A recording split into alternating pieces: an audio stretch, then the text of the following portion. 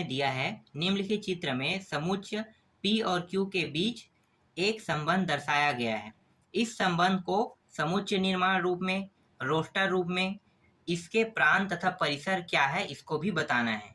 तो यहाँ पे एक चित्र दिया हुआ है, मैं उस चित्र को पहले बना लेता हूँ।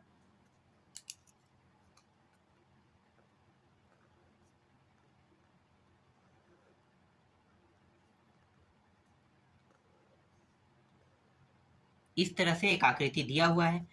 यहाँ पे ये जो आकृति, इसमें जो मान दिए हैं ना, वो है 9 है, 4 है और 1 है, 25 है। इसी तरह से यहाँ पे दिया है 5 दिया है, 3 दिया है, 1 दिया है, 2 दिया है, 2 के बाद 1, 1 के बाद फिर -2, फिर -3, फिर -5 दिया है। ठीक है, अब संबंध देखते हैं कि 9 किसके किसके साथ संबंध बना रहा है। तो 9 जो है ना वो 3 के साथ संबंध बना रहा है। तो ये 3 है और यहाँ पे -3 है, इसके साथ बस संबंध बना रहा है। 4 जो है ये संबंध बना रहा है 2 के साथ, और 2 कहाँ पे है, माइनस में भी है, इसके साथ भी संबंध बना है। जैसा आकृति में दिया है ना वैसा ही मैं यहाँ पे बना रहा हूँ। और ये जो 25 है वो 5 के साथ संबंध बना रहा है और यहाँ भी 5 दिया हुआ है। अब यहाँ पे देखो 1 जो है वो किसी के साथ संबंध नहीं बना रहा है, ऐसा आकृति में दिखाया गया है। ये जो है ये P है और ये है Q। ये अंदर में जो मान आपको दिखाई दे रहा है 9, 4, 25, इसे मैं x कहूंगा। और 5, 3, 2, 1, 2, 3, 5 दिया है, ये इसे मैं क्या कहूंगा, y कहूंगा। ठीक है, x और y, ये सभी मानों को x कहा जाता है और इन सभी मानों को y कहा जाता है। अब प्रश्न में जो जो चीज ज्ञात करने के लिए कहा है अब आसानी से बता सकते हैं। तो सबसे पहले समुच्चय रूप निकाल लेते हैं।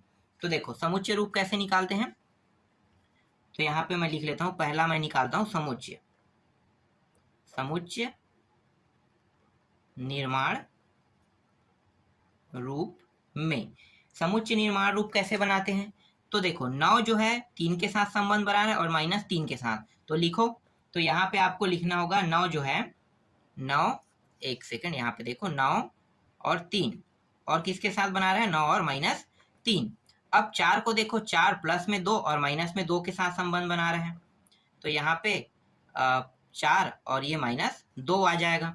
25 जो है ये किसके साथ संबंध बना रहा है, 25 जो है वो 5 के साथ। तो 25 5 प्लस में लिखो और 25 माइनस यहाँ भी 5 लिखो, इस तरह से।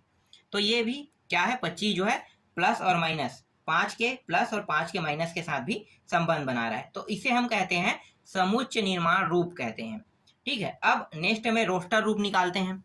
तो देखो रोस्टर रूप कैसे निकालते हैं, रोस्टर रूप में, रोस्टर रूप कैसे बनाते हैं, तो ये मान जो है 9, 4, 25 क्या है, x है ना, और ये r के साथ इसे दर्शाया जाता है। रोस्टर को r से दर्शाते हैं और अंदर में जो मान पाया गया ये x है और इसके अंदर पाए गए मान को क्या कहते हैं, y। तो ये y हो गया, x और y। इसके बाद ये जो x है, x के जितने भी मान है देखो किसके साथ बिलोंग कर रहा है, p के साथ। ठीक है, तो बिलोंग करो इसे। तो यहाँ पे लिखो x बिलोंग कर रहा है p के साथ, और सेम टू सेम y भी क्या करेगा, बिलोंग करेगा। तो देखो ये सब y का मान है, अंदर में जो मान दिया है वो y है, और y जो है किसके साथ बिलोंग कर रहा है, q के साथ। तो लिखो y बिलोंग q लिख सकते हो। ठीक है, तो y जो है बिलोंग करता है q के साथ, इस तरह से। और यहाँ पे एक चीज और ध्यान देना, क्या कि देखो 2 का वर्ग कितना है, 4, यहाँ भी -2, इसका भी वर्ग करूंगा 4, 3 का वर्ग 9 होगा, यहाँ भी 3 का वर्ग 9, 5 का वर्ग 25, 5 का वर्ग 25। मतलब क्या कह रहा है, मतलब ये कह रहा है कि जो x है ना, x जो है वो क्या है, y का वर्ग। जब मैं y का वर्ग करूंगा तभी मुझे x मान प्राप्त होगा। समझ में आ गया, इसलिए यहाँ पे कैसे लिखोगे, x y का वर्ग है, इस तरह से लिखोगे, इसे कहते हैं रोस्टर रूप। समझ में आ गया। चलो नेक्स्ट देखो, अगला टॉपिक क्या देखना है, अगला टॉपिक में देखना है प्रांत देखना है। तो r का प्रांत निकालो। प्रांत पता है कैसे निकालते हैं, देखो प्रांत इसे कहते हैं 9, 4, 25 क्या है, प्रांत है। तो लिखो 9, 4, 25 ये प्रांत। परिसर निकालो, r का परिसर, परिसर में देखो 5, 3, 2, ठीक है, इसके बाद क्या है, -2, 3 और 5 ये संबंध नहीं बना रहा, इसलिए ये परिसर नहीं होगा। परिसर का मान जिसके साथ संबंध बनाया जाता है ना, सिर्फ उन्हीं मानों को परिसर में लेंगे, और प्रांत में भी वैसा किया जाता है। ठीक है, तो यहाँ पे 1 को हम नहीं लेंगे क्योंकि 1 किसी के साथ संबंध नहीं बना रहा है। तो यहाँ पे 5, 3, 2, फिर -2, फिर -3, फिर -5, इस तरह से आपको आंसर निकालने थे। जैसा मैंने निकाला है वैसे ही आपको क्या करना है, अपने एग्जाम में जब ये प्रश्न आएगा तो आपको बनाना है। आगे देखो 9वां प्रश्न। 9वां प्रश्न में क्या दिया हुआ है, 9वां प्रश्न में दिया हुआ है कि निम्नलिखित संबंधों के प्रांत और परिसर ज्ञात कीजिए। यहाँ भी प्रांत परिसर ज्ञात करना है। इनमें से देखो पहला प्रश्न में क्या दिया है, r दिया हुआ है, और r का जो मान है वो दिया है xy इस तरह से, और x और y ये दोनों जो है बिलोंग कर रहे हैं किसके साथ, n के साथ बिलोंग कर रहे हैं। और यहाँ पे x वर्ग प्लस y वर्ग दिया है, और इससे बड़ा और बराबर है 20। ठीक है, इस तरह से मान प्रश्न में दिया हुआ है। अब इसको हल करते हैं। तो यहाँ पे जो x वर्ग दिया है ना, x का वर्ग और y का वर्ग, और ये जो बड़ा और बराबर 20 है, इसका ही हम उपयोग करने वाले हैं। चलो मैं इसके बारे में बता देता हूँ। पहले मैं इसके बारे में बताऊंगा, 20 के बारे में। ये बड़ा है और बराबर, तो देखो यहाँ पे वर्ग, यहाँ पे वर्ग, दोनों में वर्ग करेंगे तो हम ऐसे ऐसे मान रखेंगे। जब भी मैं मान रखूंगा ना x और y का मान, तो दोनों का मान रखने के बाद जो मान है वो 20 से अधिक नहीं होना चाहिए। तो देखो क्या क्या रख सकते हैं, रखते जाएंगे, रख सकते वाली बात नहीं करेंगे, रखते जाएंगे। 20 से बस अधिक नहीं होना चाहिए, ये बात याद रखना है। तो x का मान पहली बार मैं रखता हूँ 1, और दूसरी बार भी 1 रखता हूँ पहली बार, और y का मान भी पहली बार 1 रखूंगा। किसमें रखूंगा, इसमें। तो x वर्ग प्लस y का वर्ग रख दो, इसका मान 1, तो 1 का वर्ग, और इसका मान 1, इसका भी वर्ग। कितना हो जाएगा, 1 का वर्ग 1 ही होता है, तो 1 1 लिखेंगे, और ये भी 1 होगा। 1 1 कितना हो गया, 2, तो ये 2 आ गया। 2 20 से बड़ा है क्या, नहीं। ठीक है, 20 से बड़ा नहीं है, तो यहाँ पे कितना प्राप्त हो गया, 2 आ गया। ठीक, ये आप इसे इस तरह से लिख लो। ठीक है, 20 से बड़ा नहीं है। और मैंने यहाँ पे देखो x का मान 1 और y का मान 1 रखा है। इसका मतलब क्या है कि यहाँ पे 1 और 1 ये जो मान आपको दिखाई दे रहा है ना, ये क्या हो गया, ये प्रांत और ये परिसर बन गया। ठीक है, आगे मैं बताऊंगा इसके बारे में, अभी बस आप निकालते जाओ। फिर दूसरी बार फिर से मैं 1 रखूंगा, और y के मान को बढ़ा लेता हूँ। y का मान कितना करूंगा, 2 रख लेता हूँ। तो देखो यहाँ पे ये हो जाएगा 1 का वर्ग, डायरेक्ट रख रहा हूँ ना, 1 का वर्ग, और यहाँ पे 2 रखूंगा तो 2 का वर्ग, कितना हो जाएगा, 1 प्लस 2 दूनी 4, टोटल हो गया ये 5। 5 जो है वो 20 से छोटा है, मतलब 20 जो है 5 से बड़ा है। ठीक है, तो देखो ये भी निकल गया। अब मैं 1 का मान x का मान 1 एक बार और रखूंगा, और y का मान कितना रखूंगा, 3 रखता हूँ। तो 1 का वर्ग फिर 3 का वर्ग। ठीक है, इस तरह से आपको करना है, और 1 प्लस 3 दिया 9, तो ये हो गया 10, और ये आ गया 20। x का वर्ग 1 और y का वर्ग 4, तो 1 का वर्ग प्लस 4 का वर्ग बराबर 1 प्लस 4 चौक 16, 16 और 1 कितना हो गया, 17, और ये 20। क्या मैं y का मान 5 रख सकता हूँ, देखो x का मान अगर 1 रखूंगा और y का मान 5 रखूंगा तो 20 से अधिक नहीं होना चाहिए, कह रहा है ना। तो 1 और 5 25 अधिक हो रहा है, 26 आ रहा है मान, तो 26 जो है 20 से अधिक है। तो x का मान 1 तक रखूंगा इस तरह से 1 1 1, और y का मान 1 से लेके 4 तक रखूंगा पहली कंडीशन में। दूसरी क्या है, अब मैं x के मान को बढ़ाऊंगा। ठीक है, x के मान को बढ़ाओ, तो x का मान अब मैं रखने वाला हूं 2, और y का मान इस बार 1 से फिर शुरू होगा। ठीक है, 1 से फिर शुरू होगा। तो ये जो 1 से लेके 4 तक मान बता रहे हैं ना, ये सभी मान क्या कर रहे हैं, x के लिए भी वैल्यूएबल होगा। 1 से 4 तक ही हम जाएंगे x के मान में, ये बता रहा है। चलो आगे देखो, तो 2 का वर्ग प्लस 1, 4 प्लस 1 बराबर 5, ये भी आ गया 20। फिर x 2 ही रखेंगे ना, 2 और y 2, तो ये हो गया 2 का वर्ग प्लस 2 का वर्ग, 4 प्लस 4 बराबर 8, ये हो गया 20। x 2 और y 3, तो ये हो जाएगा 2 का वर्ग 3 का वर्ग 4 प्लस 9, और ये हो जाएगा कितना हो जाएगा, 4 और प्लस 9, 9 1 10 3 13, 13 का 13 आ जाएगा मतलब यहाँ पे। फिर x बराबर 2 ही रखेंगे और y का मान 4, इससे आगे नहीं बढ़ेंगे। ठीक है, देखते हैं। तो ये हो जाएगा 2 दूनी 4। ठीक है, 4 आ गया और 4 चौक 16। एक चीज यहाँ पे देखो, यहाँ पे y का मान, हाँ एक सेकंड, यहाँ पे क्या है, बराबर भी का है ना, हाँ तो रख सकते हैं यहाँ पे। ठीक है, 20 आ रहा है, कोई दिक्कत नहीं है। तो यहाँ पे ये हो जाएगा टोटल, मैं डायरेक्ट रख दिया क्या, चलो 4 + 16 और ये हो गया 20। 20 बड़ा और बराबर इस तरह से आपको निशान लगाने हैं अंतिम वाले में। अंतिम वाले में इसलिए मैं निशान लगा रहा हूँ ये वाला, क्योंकि 20 से अधिक नहीं होना चाहिए, 20 के बराबर हो सकता है। अगर 20 के बराबर का चिन्ह नहीं दिया होता ये वाला, तो मैं ये वाला अंतिम जो मान है ना लिखता ही नहीं, निकालता ही नहीं। समझ में आ गया? निकाल किस लिए रहे, इसलिए क्योंकि ये बड़ा और बराबर दोनों बता रहा है। चलो आगे देखो, अब x का मान 3 रखते हैं और y का मान 1 रखेंगे।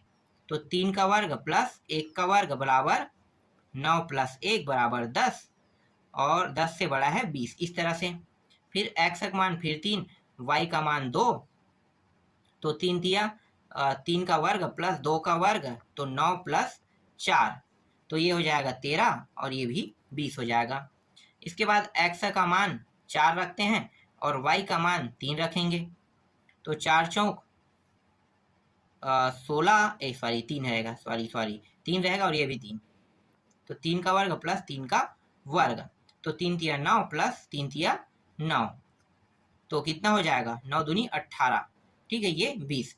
अगर इस बार मैं y का मान 4 रखूंगा तो ये 20 से अधिक हो रहा है, तो 20 से अधिक मैं नहीं लिख सकता, इसलिए ये y का मान जो है 3 तक ही कंप्लीट होगा। इसके बाद देखो, x का मान अगर 4 रखता हूं तो y का मान 1 रखूंगा, तो 4 का वर्ग प्लस 1 का वर्ग 16 + 1 कितना हो गया, 17, ये 20। 20 से 17 छोटा है। x का मान अगर मैं यहाँ पे 4 रखता हूँ और y का मान 2 रखता हूँ, तो 4 चौक 16 और यहाँ पे थोड़ा सा डायरेक्ट कर लेता हूँ और ये 4। ठीक है, तो 16 + 4 कितना हो जाएगा, 20। 20 से बड़ा और बराबर, 20 जो है बड़ा और बराबर है किसके, 20 के ही। ठीक है, तो इस तरह से आपको अंतिम में निशान लगा देने हैं। समझ में आ गया? सिर्फ यहाँ पे देखो 2 जगह बस निशान चेंज हुआ है, बाकी सभी जगह क्या है, एक ही निशान है। बस ये चीज ध्यान देना। ऐसा क्यों हुआ है, ऐसा इसलिए क्योंकि यहाँ भी 20 है, यहाँ भी 20 है, देखो आगे पीछे 20, आगे पीछे 20 है, तो बड़ा और बराबर के लिए इस तरह से आपको सिंबल लगाने हैं। आसानी से निकल गया। आगे मान अगर मैं y का मान 3 रखूंगा तो 20 से अधिक हो जाएगा, तो अब नहीं बनेगा। अब इसे रोस्टर रूप में लिख लेते हैं, मतलब जो बनाते हैं नहीं रोस्टर निकालने के लिए, तो प्रांत और पैसा निकालते हैं, तो इसी फॉर्म में लिख लेते हैं। ये रहा प्रांत और पैसा वाले फॉर्म में। कितने सारे मान है देखो, तो देखो यहाँ पे है 1 है, 1 है, ठीक है, x का मान 1, 2 माना, फिर 3 माना, फिर अंतिम में 4 माने, तो 4 तक ही मान है, तो 4 तक लिखो। तो 1, 2, 3 और 4, यहाँ भी वही 4 तक रहेगा, 2, 3 और 4। इसे मैं p कहूँगा और इसे मैं q कहूँगा। ये प्रांत होता है और ये परिसर होता है। इसमें जितने भी मान है वो x के मान कहलाएंगे, इसमें जितने भी मान है वो y का मान कहलाएगा। ठीक है, एक जो है किसके किसके साथ संबंध बना रहा है, तो एक जो है इन चारों के साथ संबंध बना रहा है, इसके साथ भी, इसके साथ भी और इसके साथ भी संबंध बना रहा है। 2 जो है वो 1 के साथ संबंध बना रहे हैं, 2 के साथ भी संबंध बना रहे हैं, ठीक है, और 3 के साथ बना रहे हैं और साथ ही साथ 4 के साथ भी संबंध बना रहे हैं। अब 3 पे आते हैं, तो देखो 3 का किसके किसके साथ संबंध बना रहे हैं, तो यहाँ पे 3 में आते हैं 1 2 3, 1 2 3, ठीक है, 3 जो है वो सिर्फ 1 2 3 के साथ संबंध बना रहे हैं, तो यहाँ पे 1 में भेजो इसे, दूसरे में भेजो और तीसरे में भेजो, ठीक है, 3 के साथ संबंध बना रहे हैं। अब यहाँ पे देखो थोड़ा सा आपको स्पष्ट दिखाई नहीं दे रहा, लेकिन आप इसे देखोगे ना तो यहाँ से स्पष्ट पता चल जाएगा। अब देखो जो 4 है वो 1 और 2 के साथ बस संबंध बना रहा है, तो 4 को 1 और 2 के साथ संबंध बनाओ, तो 4 जो है यहाँ पे 1 और यहाँ पे 2, बस इतने के साथ संबंध बना रहे हैं। समझ में आ गया संबंध बनाने वाला तरीका? ठीक है, अब यहाँ पे इसे मैं लिख कैसे सकता हूँ, तो देखो एक जो है इन चारों के साथ संबंध बना रहा था, तो एक 1 के साथ भी बना रहा है, एक जो है 2 के साथ भी, एक जो है 3 के साथ भी और एक जो है 4 के साथ भी संबंध बना रहा है। फिर 2 जो है वो 2 1 के साथ, 2 2 के साथ, 2 3 के साथ भी और 2 जो है 4 के साथ भी बना रहा है। फिर 3 पे आते हैं, 3 1, 3 2 और फिर 3 3, इससे अधिक नहीं जाएगा। फिर 4 पे आते हैं तो 4 1 और ये 4 2, इतने के साथ बस संबंध बना रहा है। ठीक है, तो इसे हम कहते हैं समुच्चय रूप कहते हैं। क्या कहते हैं? समुच्चय रूप। तो ये समुच्चय रूप है और इसमें प्रांत और परिसर निकालना है। तो देखो अब आपको स्पष्ट पता चल गया, 1 2 3 4 क्या है? प्रांत है। और परिसर क्या है? 1 2 3 4। तो यहाँ पे आप लिख लो प्रांत, आर का प्रांत 1 2 3 और 4, और आर का परिसर 1 2 3 और 4, ये भी 4 तक रहेगा। प्रांत परिसर निकल गया। अब आर को माइनस कर लेते हैं। ठीक है, आर माइनस, तो आर माइनस करेंगे क्या होगा? मान जो है वो पलट जाता है, तो पलटा देंगे और कुछ नहीं करेंगे। ये जो जितने भी मान अभी जो निकाले हैं ना, ये वाला, ये समुच्चय रूप में है।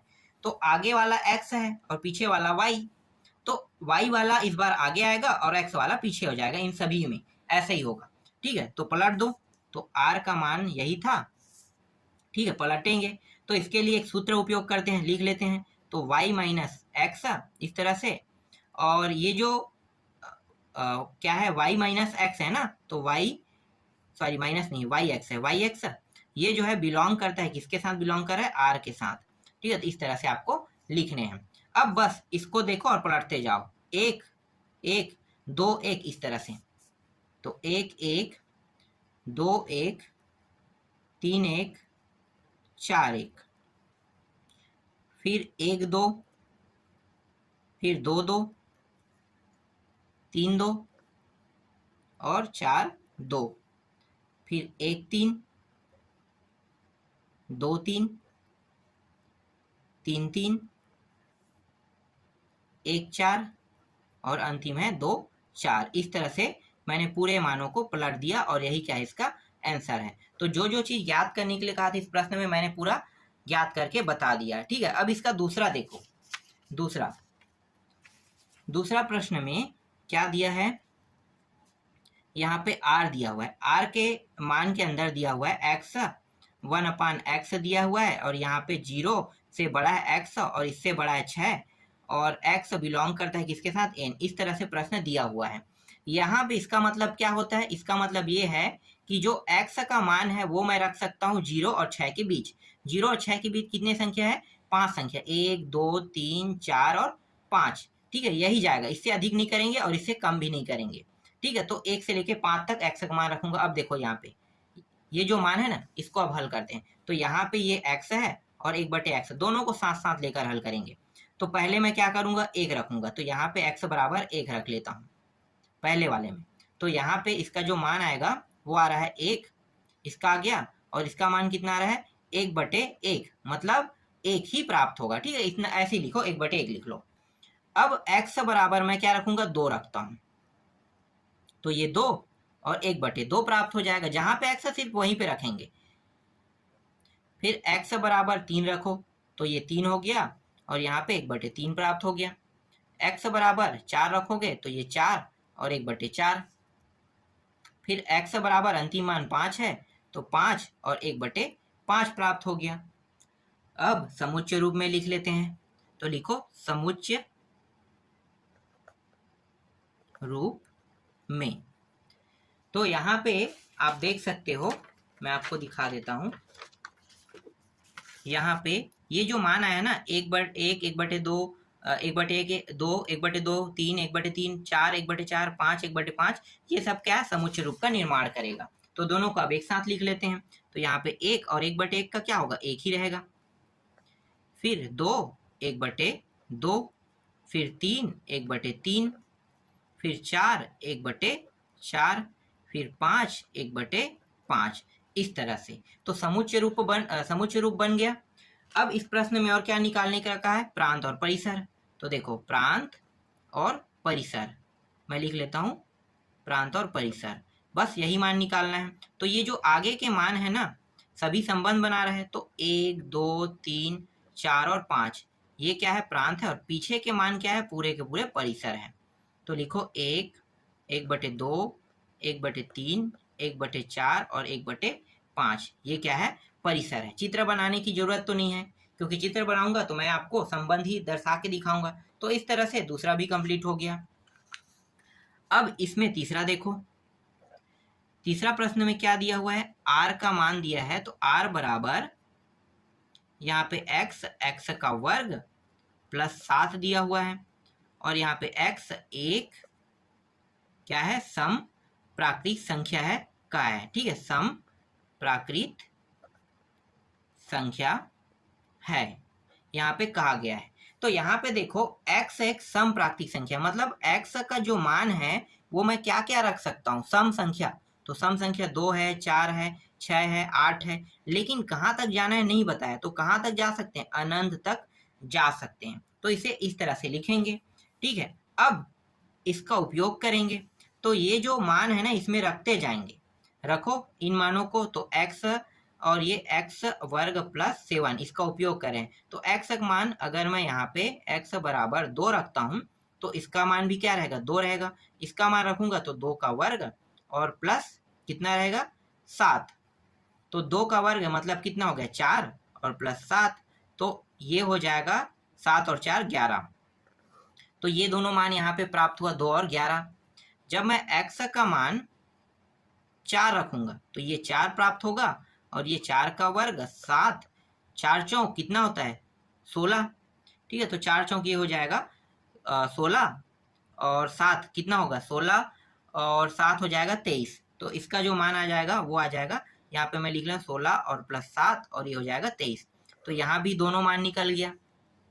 फिर x का मान 6 रखो, तो यहाँ पे एक तो मान 6 आ जाएगा, लेकिन 6 का वर्ग प्लस 7 बराबर 6 छक्के 36 प्लस 7, और इसको जोड़ दो तो कितना हो जाएगा, 43।